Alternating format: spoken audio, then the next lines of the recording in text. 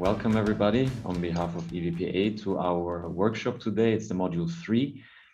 And today the workshop is about impact measurement, impact measurement and management. After this welcome now, we'll have a short introduction into venture philanthropy and impact investing, followed then by an introduction on our core topic, impact measurement and management. We'll then have a short break for about 10 minutes. And after the break, we'll dive into a practical workshop on the theory of change. We prepared breakout groups for you with mural, etc. So it will be your time to work yourself. And then to close the session, we will have a best practice example from a Portuguese member organization called MAZE with Angela Silva. She will present and show us how their impact measurement and management system is implemented actually on the ground in real life. So we see also how it works. And then we're going to close with some wrap up and some final considerations. And now I will briefly only tell you also something about EVPA.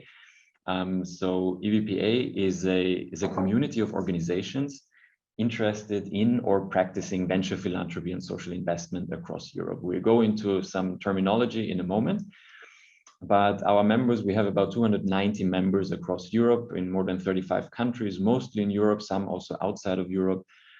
And these members include a very wide range of impact actors that you see on the bottom left here, for example, venture philanthropy funds, social investors, grant-making foundation, impact funds, but also academia, or banks, business schools, etc. And together with this community across Europe, EVPA would like to increase funding and expertise in the ecosystem, to increase the effectiveness of venture philanthropists and social investors, and also to co-create a well-functioning ecosystem. And our theory of change, we are going into the concept of theory of change also in a moment, is that we really envision a world where every social purpose organization is matched with the appropriate amount and type of support from venture philanthropy or social investment organizations to achieve the greatest impact. So the impact is really at the core of our theory of change. All right. So let's dive a little bit more into what venture philanthropy and impact investing means. You see the definition here. So we define venture philanthropy as a high engagement and long-term approach whereby an investor for impact supports social purpose organization to maximize social impact. So you see here different terms. I can already disclose that social impact is really the most important one, but you also see the term here, investor for impact, for example. And I would like to show you on this spectrum here. This is the spectrum of capital, what investing for impact means and what investing with impact means, because these are two important differences. So you have here on the spectrum, on the very left, you have traditional grant making, and on the very right, you have traditional investing. And in between, you have different sections here. So if we look at this part here, at the so-called venture philanthropy approach, we see investing for impact. And there we see, if we move slightly to the right from traditional grant making to engaged grant making. So there is a little bit of a difference. So investing for impact or investors for impact, they support social purpose organizations, for example, here in this sense, in this field, that will never be financially sustainable, or they support SPOs, social purpose organizations, that are potentially financially self-sustainable in the future, for example. So there we enter the engaged grant making stage, but also you see there is also a part called social investment. And there we move further to the right, and there we see that investors for impact support social purpose organizations with a proven financially sustainable business model. And this is really the venture philanthropy approach. This is what we call investing for impact. And there is also the other part, investing with impact. And there we move further to the right, and there again, investors with impact can support SPOs with a proven financial sustainable business model, or also traditional businesses with an intentional social impact. And here we are again at the term social impact, because really at the core for both investors for impact and for investors with impact, At the core is the social impact that is achieved through an investment at the different stages of an investment process as lined out here.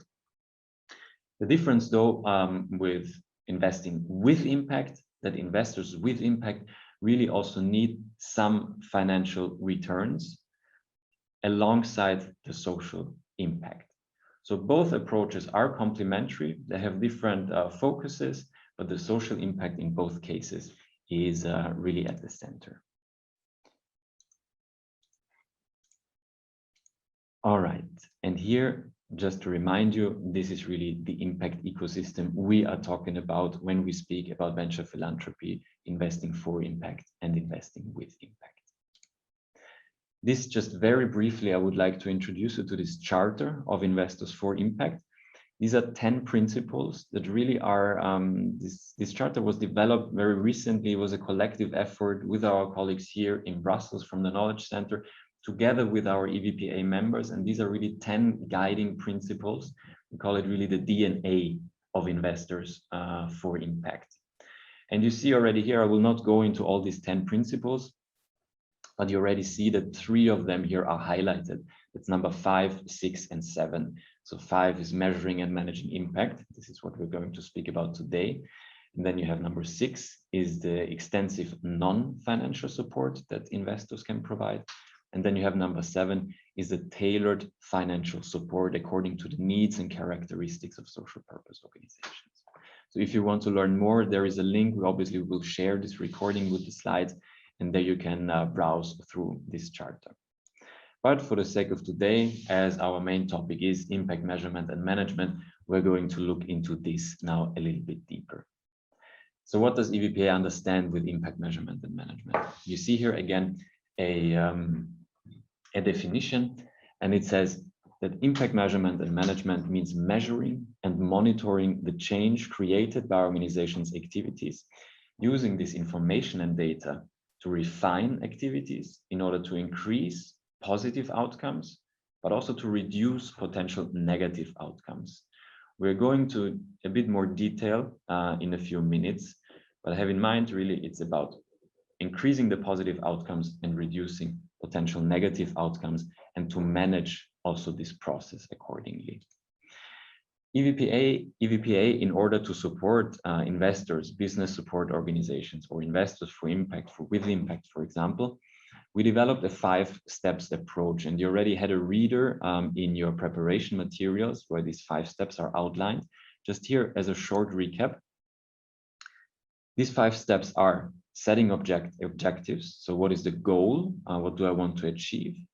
Then you have analyzing stakeholders as a second step. This really means who are the key players, who are the main actors in this process. Then you have the measurement of the results as a third step, verifying and valuing impact.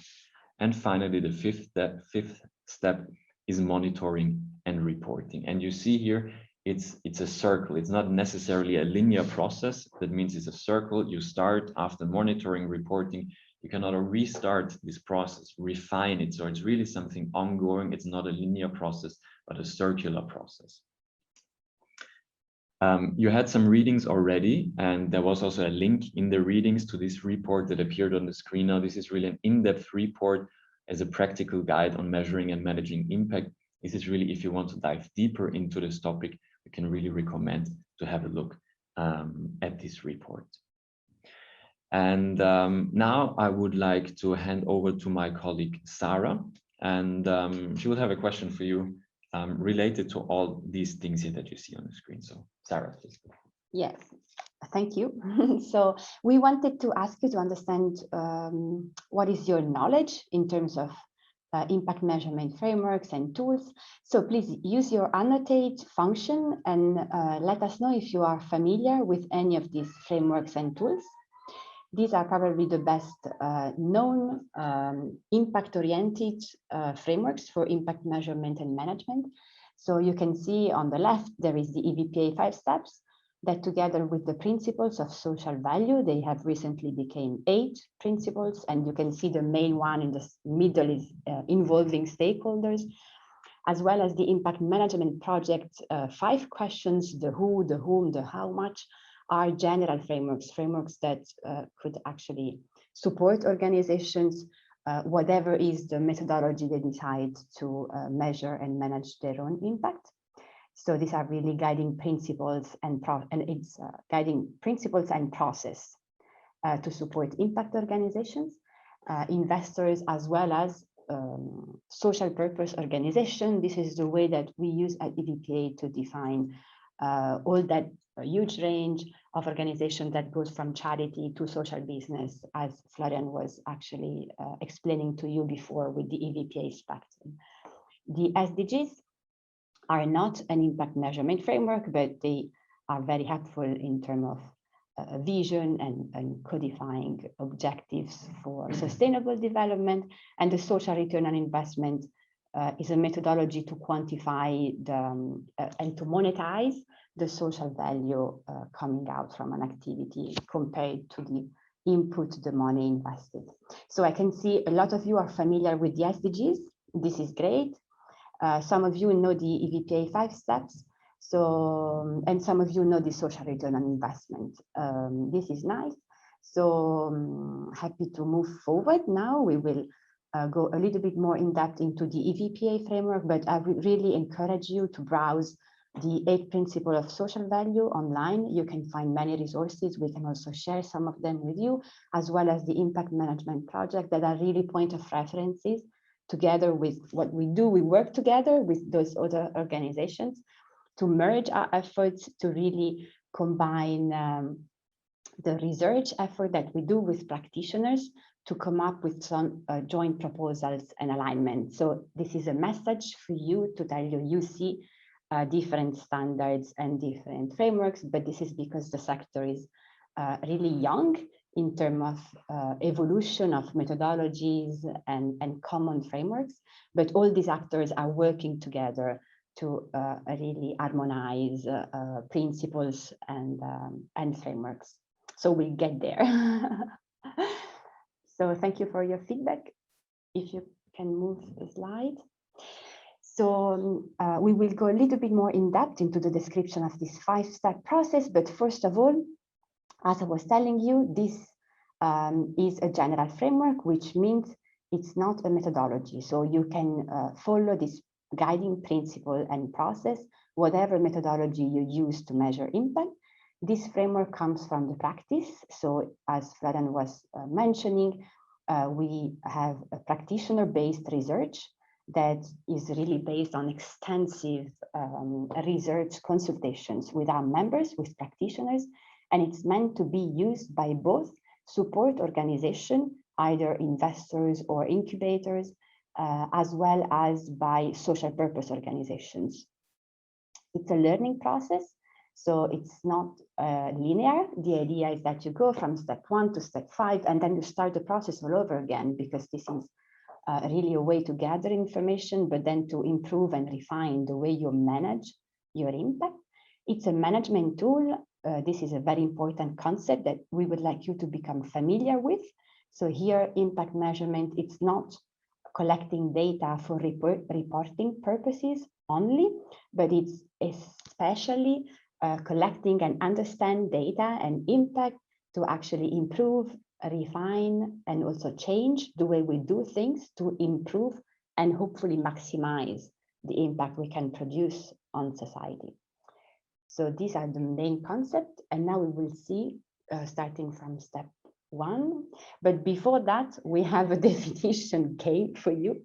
So, because we think that, first of all, it's important to familiarize yourself with the main concepts that are behind these impact measurement frameworks. So let's go with some basic definitions. The first one is the amount. So I will just read the definitions for you, and then you will need to, with the different stamps, let us know which you think is the good definition for the 4 words that you see on the right. So impact, maximize, manage, value. And then if you have questions, we can have some minutes to discuss a little bit if something is not clear there. So the amount of change in people's lives that is a result of the activities. Second one is relative importance of different changes. The third one, do things to increase positive changes and reduce negative changes. And the final one is make changes in an attempt to create as much as value as possible. So use the heart to let us know what is the impact definition. This stamp, the positive one, for to let us know what is the maximize definition, what is the manage, and where is the value definition. I'll give you 1 minute.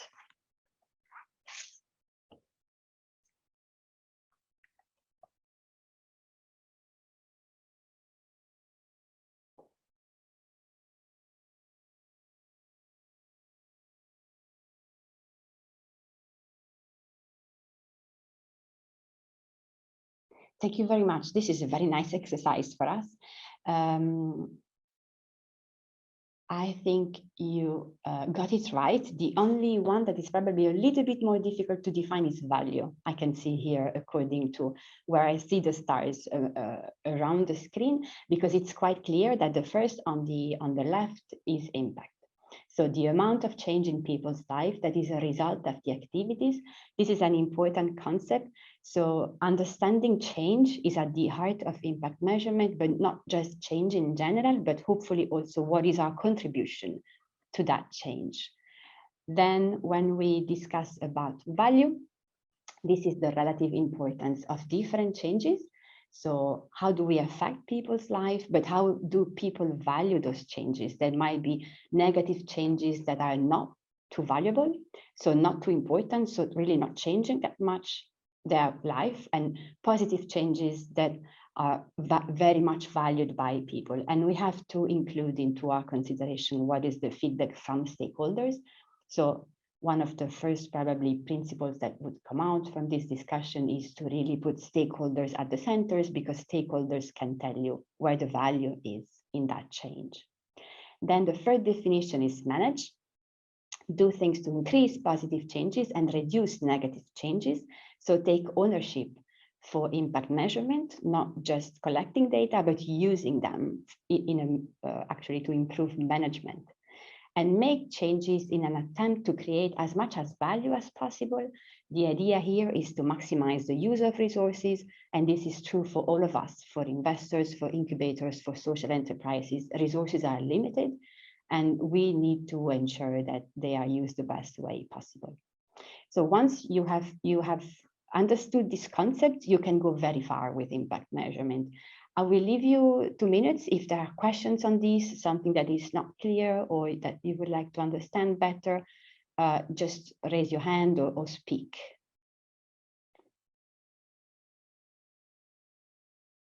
It's fine, looks clear enough. Thank you. Then let's go quickly into the EVPA step. I think we have 15 minutes for that. So first of all, the 2 levels of impact. This is just the background that is behind the EVPA guide on impact measurement and management. Florian shared with you in the email a brief summary on these 5 steps. So I hope you had a look to that. So this is not totally new for you, but here we wanted to help your understanding of these 2 levels of impact, because it's probably one of the most difficult things to understand. So when we refer to impact measurement in this course, we really want to concentrate on the level of impact that the social purpose organization, so charity, social business, social impact-driven venture, they might have different names and different levels of social and impact return expected, but these social purpose organizations have a direct impact on final beneficiaries. And this is a module to discuss about impact measurement and management for social enterprises, so social purpose organizations in this definition. So we will work together in understanding the main concept and steps that we need to ensure to understand to support social enterprises in defining their social impact measurement system and how to manage that.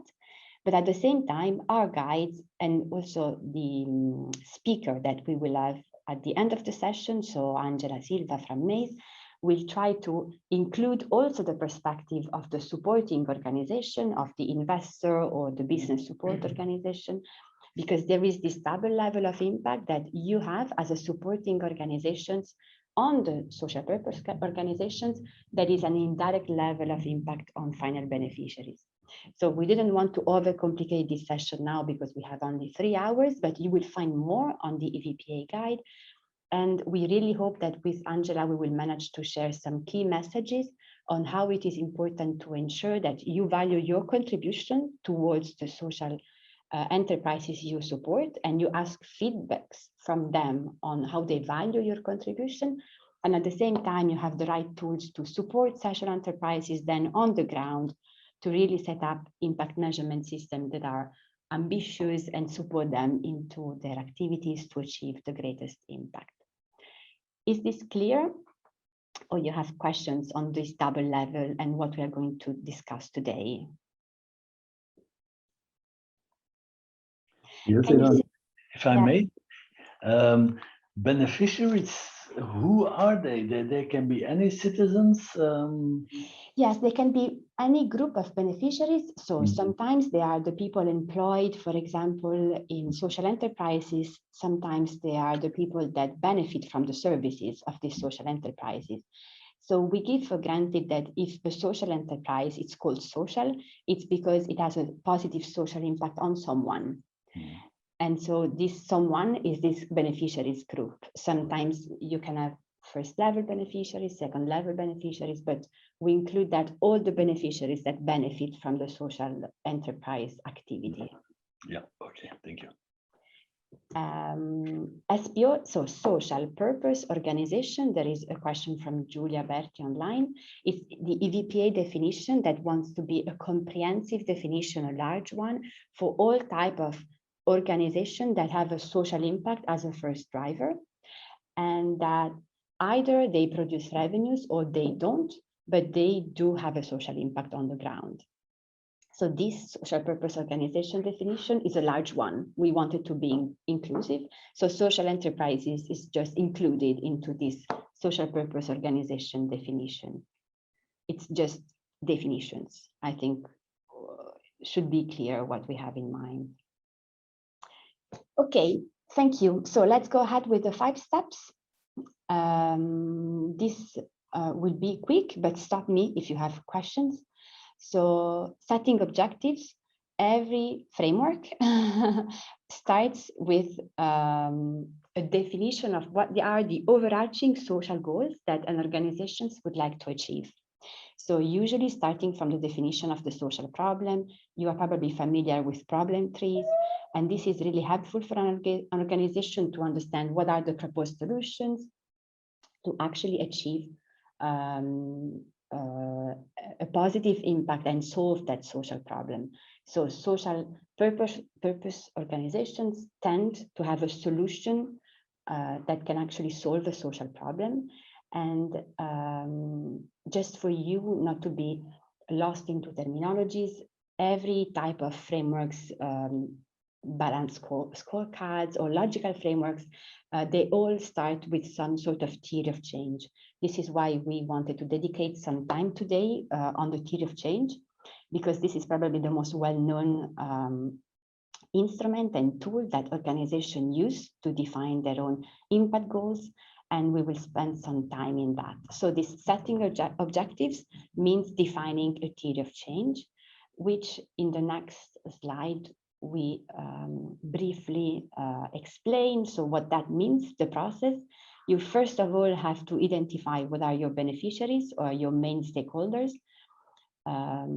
then map backwards. So define what is the impact that you think that these beneficiaries should experience, and then map backwards what are the preconditions needed actually to make that impact become real, so make that change into people's lives happen.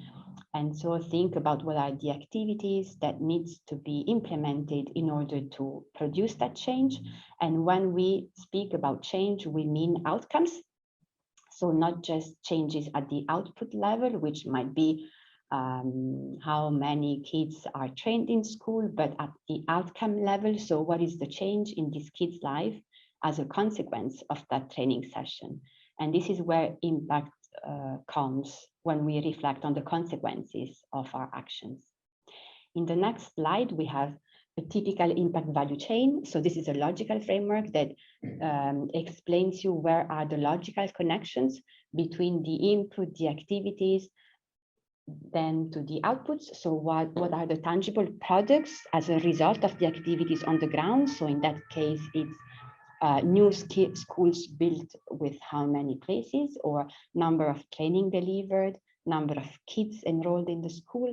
These are numbers, and this is what usually organizations call KPIs.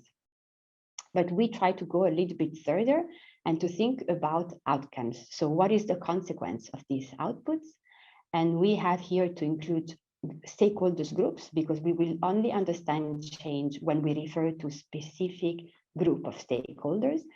And here, when we think about outcome, then we have to think about the consequences. So not just how many students got a new, I don't know,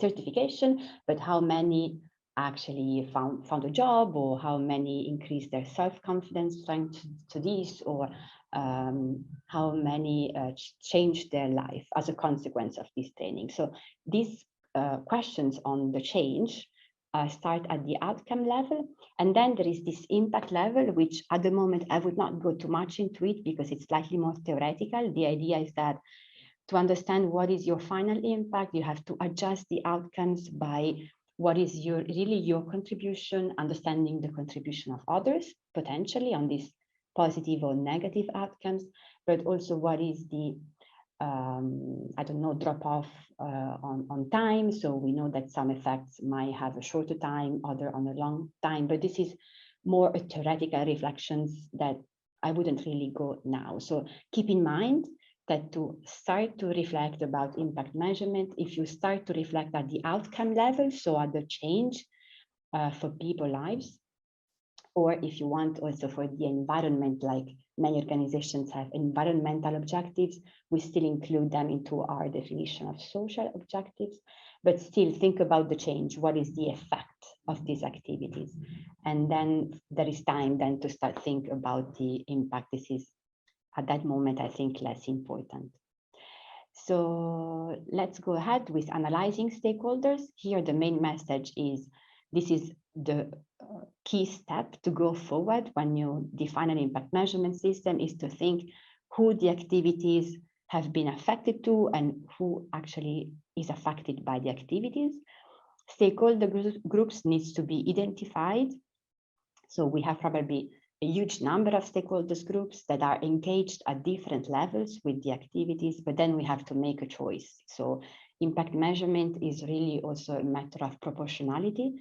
It depends on the purpose of the analysis, why you are doing that, what is the objective that really you want to achieve by measuring impact. And this will help you to clarify what are the stakeholders groups that you need to engage with, and really how to seriously engage with them. And this depends on your objectives. We can discuss this later on. Step 3, focusing on defining the indicators. So at that stage, you need to understand how to measure the impact you have. Defining indicators means define them at the output level, so numbers of activities, tangible products, but also at the outcome level. You can do this in many ways. You can use a repository of indicators existing online. There are many, or define your own indicators as a social purpose organization, for example. And this is an exercise that we will do today. So we'll give you a case, and then we will ask you to reflect on what are the outcome and outputs that can be identified into this case. So this will help you to understand what indicators mean in reality. Step 4, this is the definition of output and outcome, but I think we have already been there, so I would skip it. And step 4, verify and value impact. So this is where information should be verified, triangulated. This is the moment that before reporting, an impact measurement system should be somehow double checked. So there is a moment where you should go back to stakeholders and ask them what is the value that they give to the impact you have somehow calculated. So is this important? How much important? Is this valuable? And in the feedback with stakeholders, there are always informations that really help you to understand if this was a positive or a not negative change, or what might be negative consequences of a positive change, for example. Step 5, this is reporting. That might be different stakeholder groups that need different reporting styles. So keep in mind that reporting is useful when it's really targeted to a specific group. And this is not really a complex conversation, so I wouldn't spend too much time on that.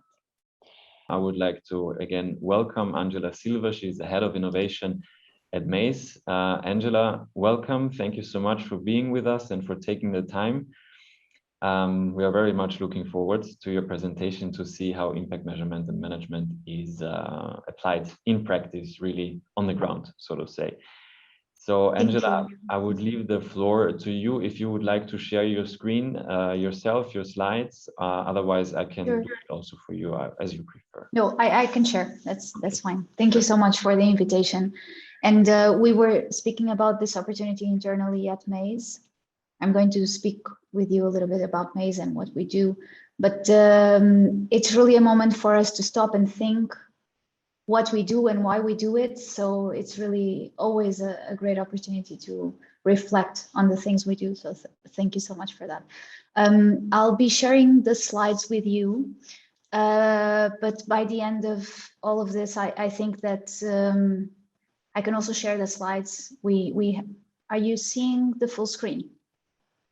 We see the presenter option, so we also see your notes. Okay, let me check.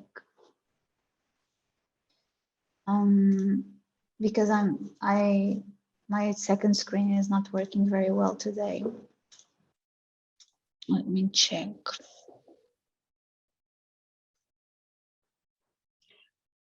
While Angela checked for her slides, I just wanted to add that Maze is one of the probably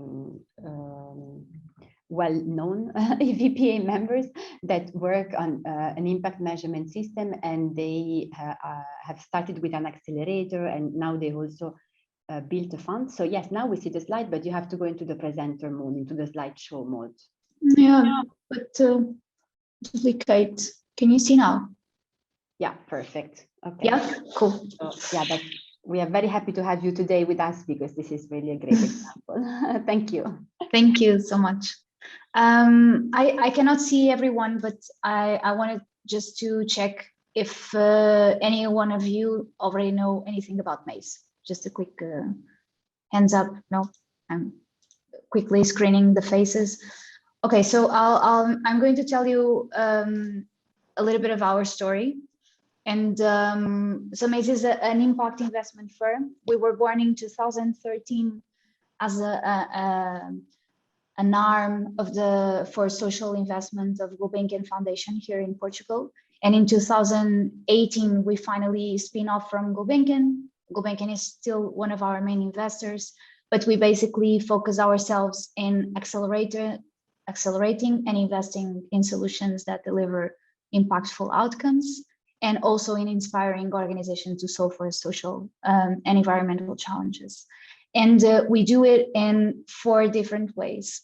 And some of them are products, some of them are areas of work. But first of all, we have a VC fund that only invests in impact startups. It's a 45 million euro VC fund in a joint venture with Mustard Seed from the UK.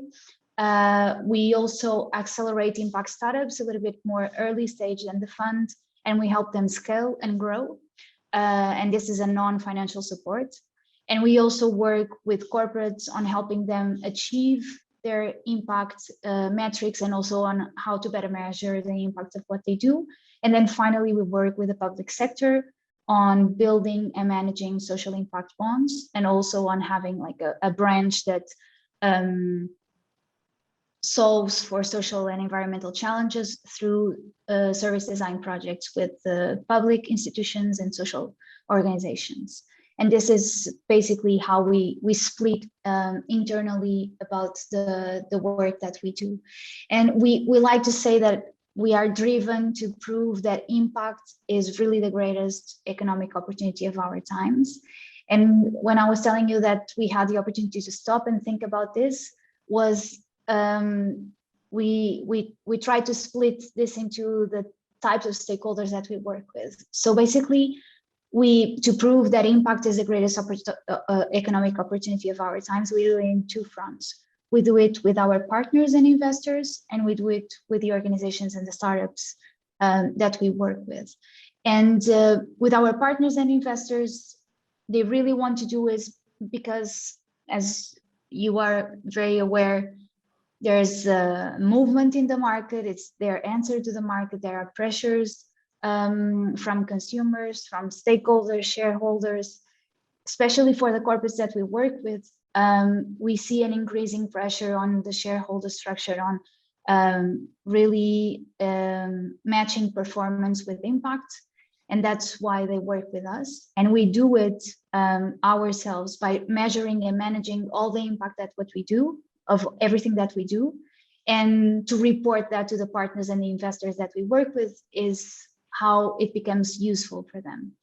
And with the startups and the organizations that we work with, they help us on our mission because they are actively contributing to a better society, but they are also looking for opportunities to improve the engagement with the communities that they are surrounded with, and also to access to investments that was not always available for them.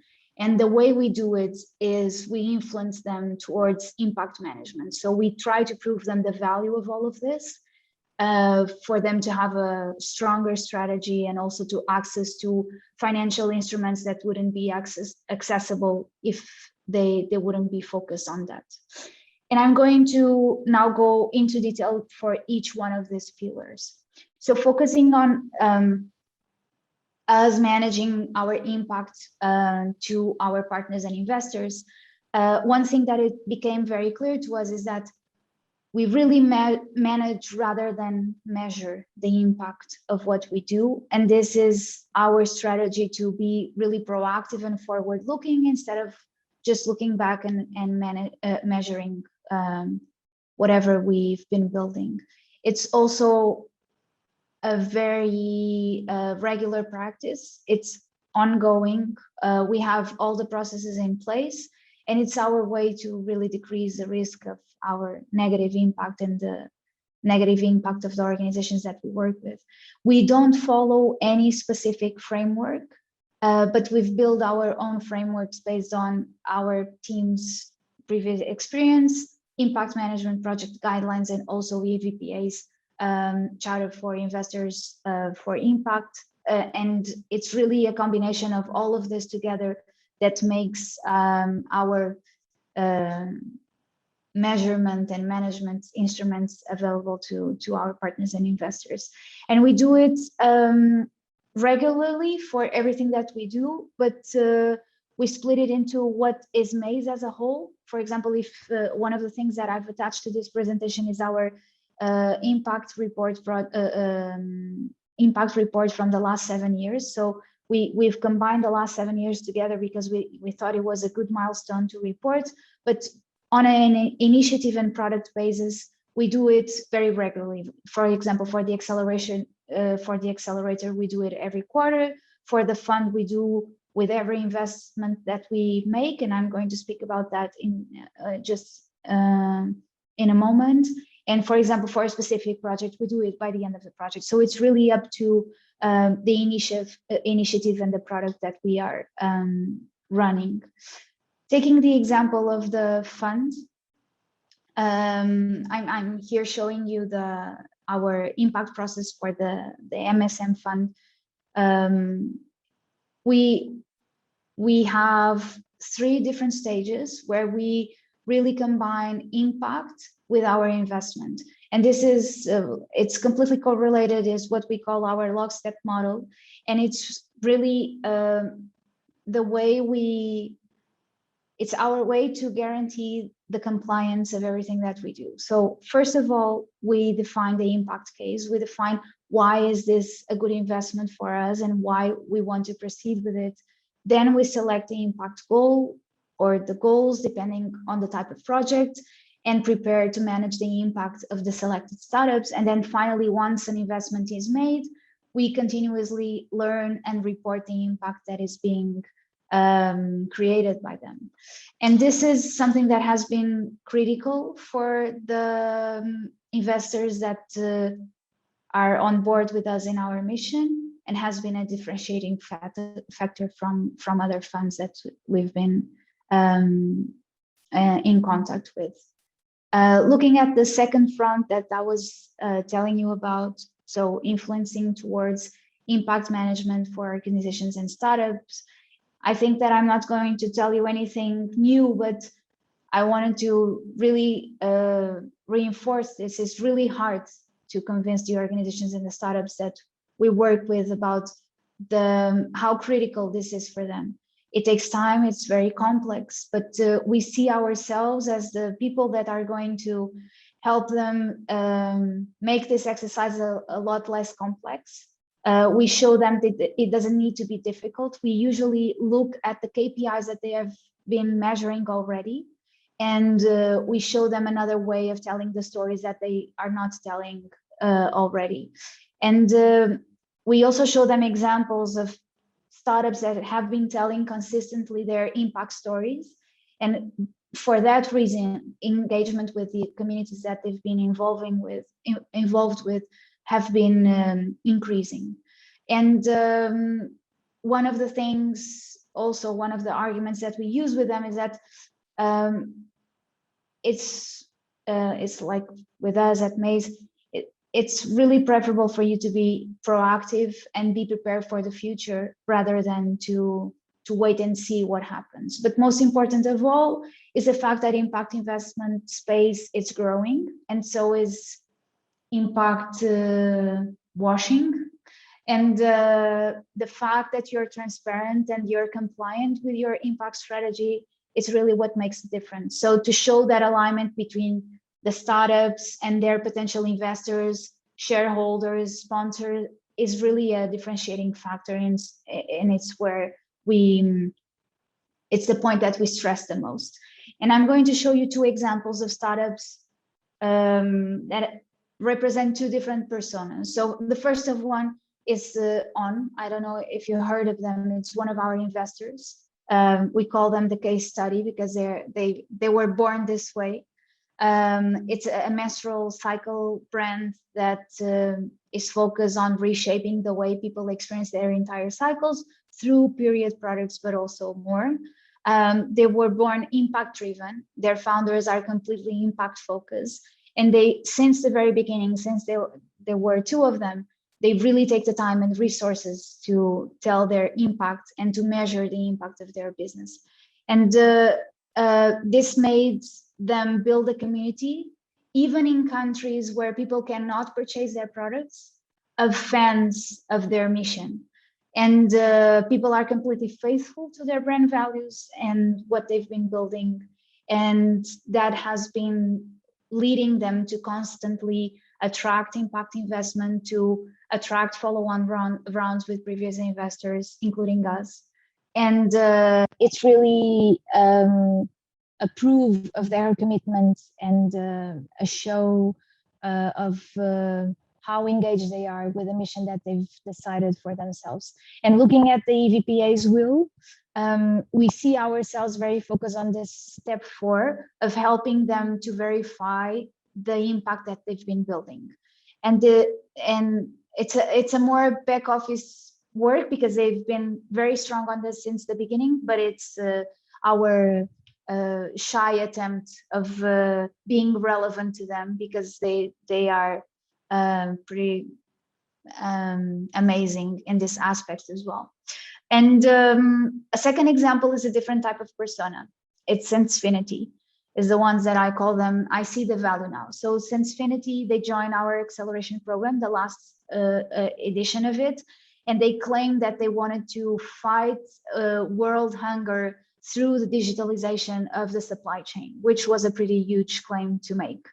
And they do it by installing sensors inside shipment containers that most of all, they transport food.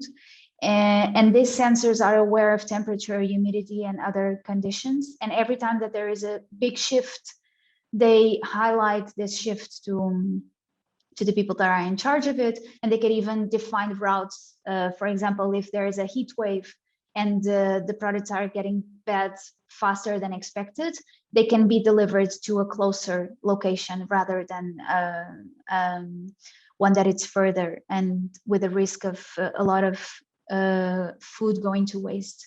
So one of the things that we have identified when we started working with them is that their impact claim could not be proved. And that was very clear on their pitch. It was so far away that every time that they approached impact investors, people couldn't relate to.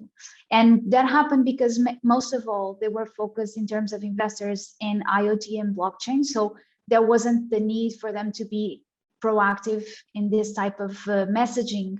And after participating in the program, they started to see impact investing seen as an opportunity for them. So what we have done with them was not to increase the amount of work that they are doing, but to really to reshape the story that they tell by looking at the KPIs that they already measure. So they are super strong on that, and to foster better conversations within the impact investment space. And that has led them to almost closing a round with the Portuguese Social Innovation Fund. And again, the fourth step of the EVPAs will on most importantly, to value the impact of what they are doing and to reshape the story of what they are already creating. And I think that the third persona here that I haven't included for you, but I know that everyone already knows them, is the ones that do not believe that this is something useful for them. So we still have startups that go through our programs, and we cannot influence towards not the importance of all of this, but to really transform that into action, to start measuring what they do, to report that to their investors. But I believe we've made peace with that and understood where is our angle of influence to everyone that we work with. And that made me to one of the conclusions that we had as a team while preparing for this presentation, and that I wanted to share with you, was to really look at our impact measurement and management approach, and to understand for each type of product that we have, the level of influence that we are having, and if we are in peace with that or not.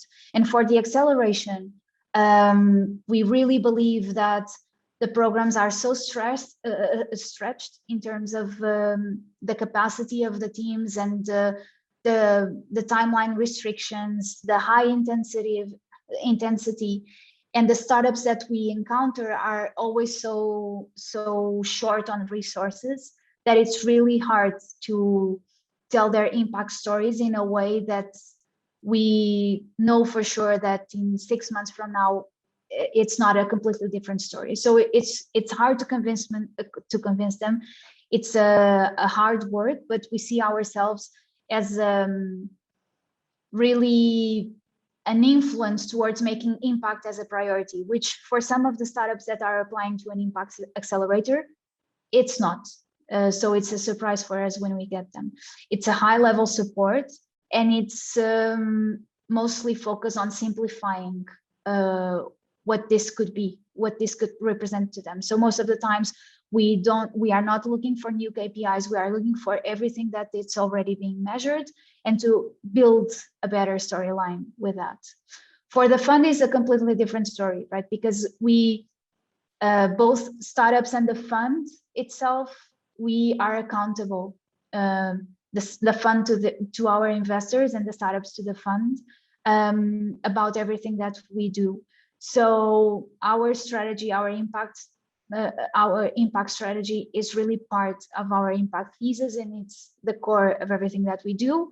Is how we minimize the risks, how we ensure that the impact missions are being updated, are compliant, and are well communicated. And our level of interference here is much higher because of that, basically. And when looking at EVPA's will, we believe that through the work that we do with the public sector is where we have full control of the process from the start till the beginning, because we really, having a strong strategy in terms of that is really the only way to have the project going. I don't know if most of you are familiar with the financial instrument of social impact bonds, but when we build one from scratch, what we have to understand is the problem that we are trying to solve, learn everything that we need to learn about that problem. How can we improve how can we improve the situation that we are trying to solve? For example, now we are doing a pilot on diabetes prevention. And we've been through the whole process. We are piloting with 6 different people. We've defined our KPIs. We've defined the type of impact that we want to create. And now we are measuring it. So it's really a deep interference in all the spaces that we are considering for this.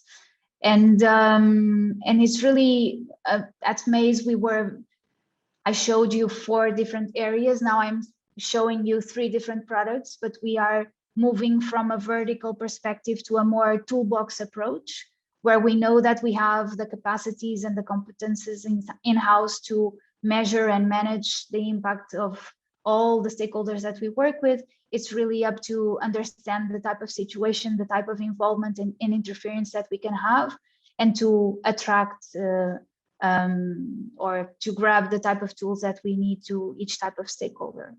So this was the story that I wanted to tell you.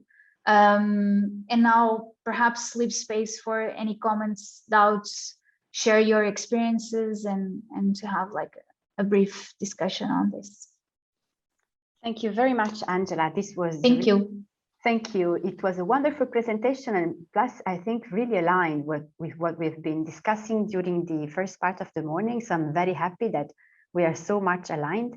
And maybe if you can stop to share your screen, I will ask participants that want to engage to turn on the screen and to ask questions to Angela, because this is a lot of information condensed in very few slides. We asked Angela to be brief because then it was nice for you to ask further questions live to her.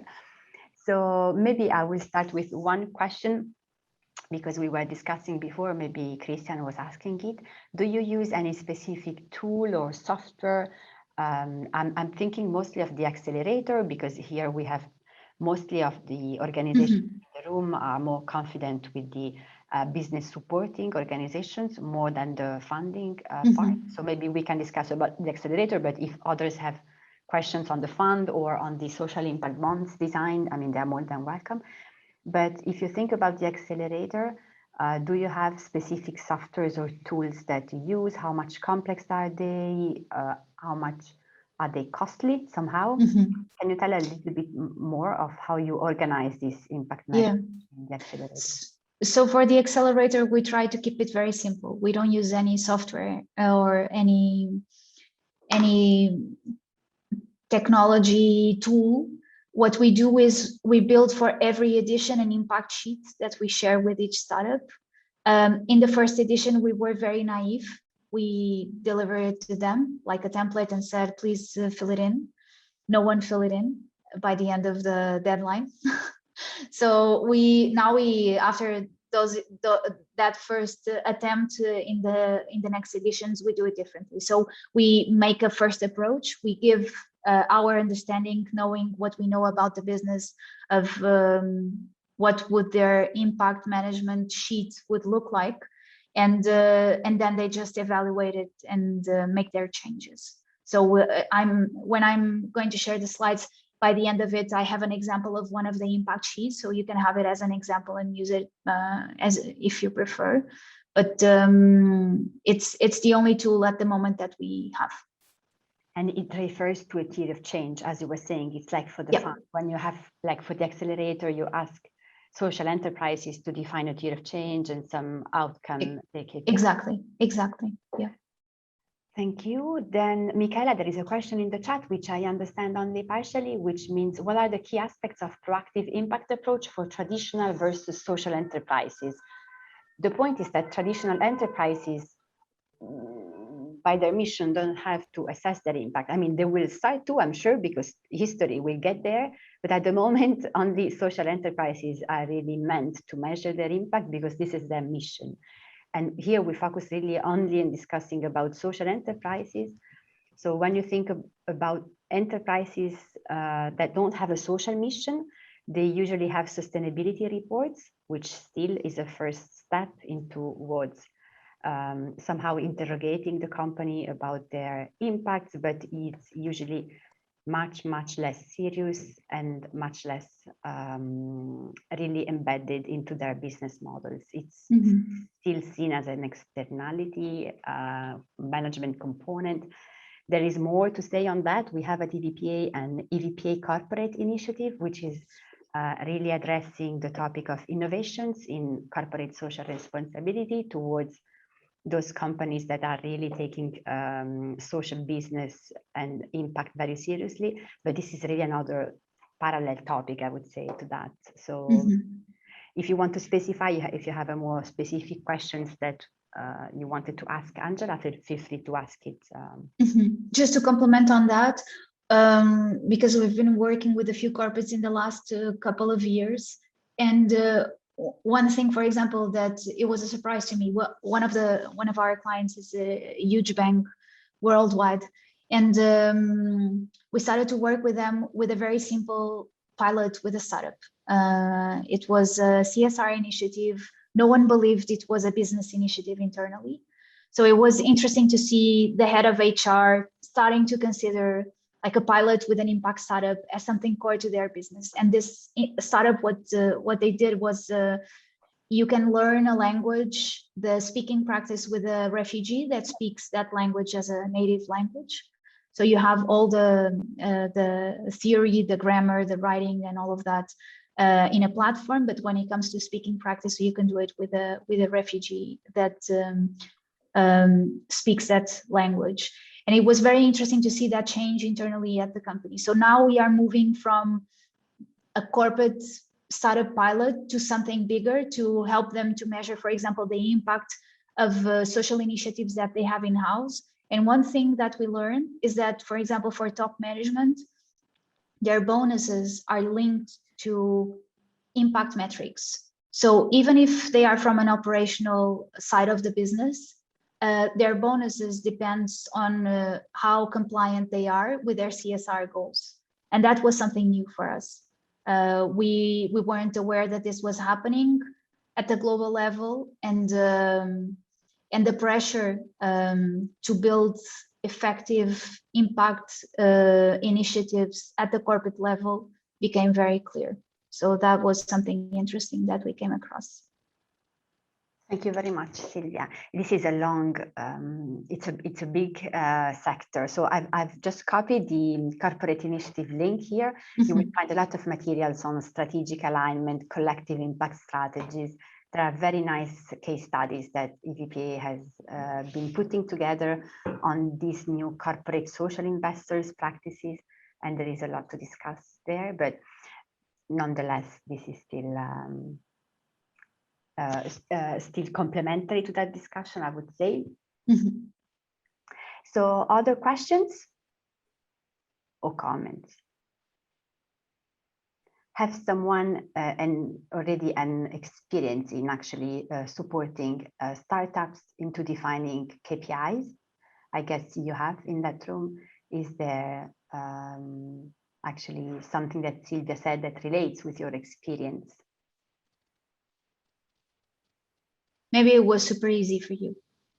And, and the struggles are only ours, but it has been tough. Yeah, it's not at least for us, it hasn't been an easy exercise.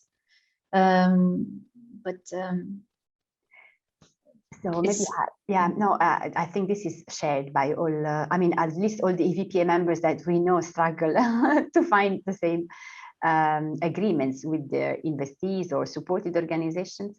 I maybe have questions on these KPIs, because you say we try to actually start from what they have, so the data they already collect. And you find there some outcomes, or there are companies that just measure outputs and there is no way to go beyond that? No, I think that some of them already measure outcomes. And one thing that is interesting, I think it's that moment where they start to put names into what they do. So they do it as a common sense. You know, there's what we have seen, at least in our acceleration, in our accelerators, startups that don't have like the basics of impact management, right? So they know that they have a business that solves a social or environmental challenge, but most of them, they're new to this space. So I think that one of the aha moments for them is when we start to put names into what they already do, and they start to see that actually they are even beyond what they would be expected to do as a company that was never trained into this. So I think that some of the startups are already doing a very good work. They just don't know what to do with what they are measuring. Thank you. There's, for example, at MazeX, there's not a standardized approach. So every startup goes through their own path, but all of them share like a workshop program that is common to everyone. And one of the best moments for all of them is the storytelling part. So it's really to build a story around what they already do. And it's nothing new. We don't force them to build any new narrative, measure anything new. It's with what they already have, and the difference from how they tell what they are building, and from the beginning to the end of the program, it's really impressive. So yeah, it's really a way, just reframe what they already have, because it's already good. Yes, I think that this claim that you do, that the alignment between their impact goals and the alignment of the impact goals of the fund or the potential funders, and this is really, I think, a strong position to take when supporting social enterprises into refining and spend energies into an impact measurement system, that it's really for their own sake and also for their own financial sake, not only to assess the impact. And it's interesting because the third persona that I haven't mentioned, the ones that really give up on this are the ones that also do not look at impact investment as an opportunity for them. So they, when fundraising, they prefer to, for example, like Sensefinity, they prefer to just focus on IoT and blockchain, like they were doing, because it's easier for them. They know how to have that conversation. They have their pitch prepared, so they don't need to do anything new. And those, they give up. They don't even see impact investment as an opportunity, because they have easy access to other fields of investment. So, and they have the alignment needed with those. They don't need to build something new for that. But it's something that we've made peace with. Thank you. Maybe a final comment, Silvia, if you can, very quickly. I know it's not an easy topic, but social impact bonds. I'm not sure everyone in the room is familiar with the topic. This is really one of the innovations in terms of contracting that has been implemented across the world to deal with public funding in an outcome-based philosophy. So impact is really at the core of this type of products that have been designed, and Maze is one of the pioneers in Europe to design and shape these elements.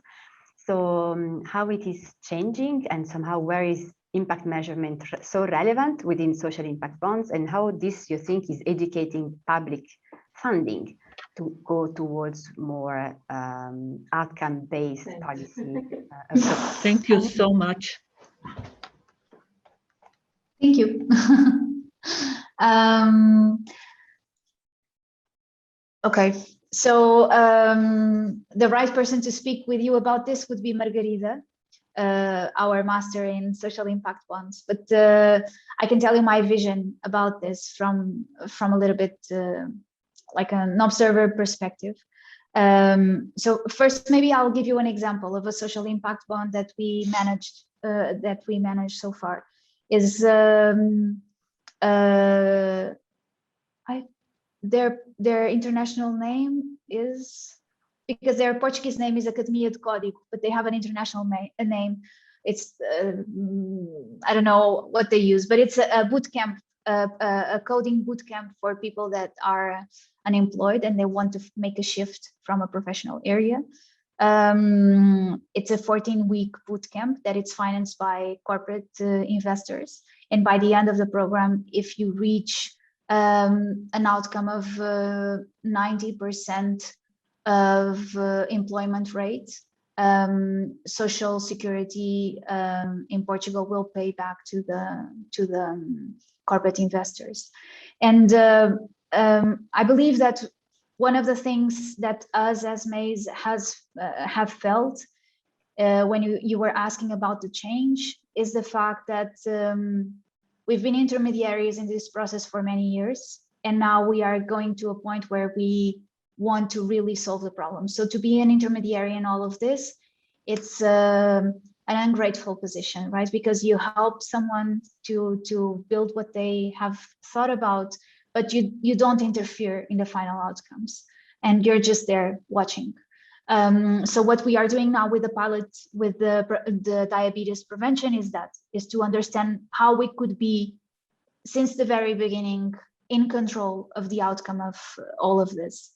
And that has been an interesting change to see. So entities that were more as intermediaries to learn so much about certain problems that they want to be part of the solution. So that has been something cool to see. In terms of actual innovation in the public sector, I'm afraid that it's not meeting the expectations because it's too complex for the public sector. It's too frightening, and these organizations are doing it so well that they don't want to take responsibility on the change. So what we've been watching is this social impact bonds to continue for many more years than what they were expected, because innovation is not being integrated at the global level, which is a shame. So also the change that we've been seeing of entities as Maze to take control of social impact bonds is our way to really scale the impact of what we are doing and not being dependent on. I understand. So you will end up by scaling this as, starting to become investors instead of intermediaries, probably, instead of having funding doing that. Okay, but this is still going towards a solution. So in the end, entities put together by these complex contracting instruments, we get somewhere probably. It's very interesting to hear that those considerations. There is a question from Amal. She's asking if you have experience in supporting startups run by underrepresented entrepreneurs.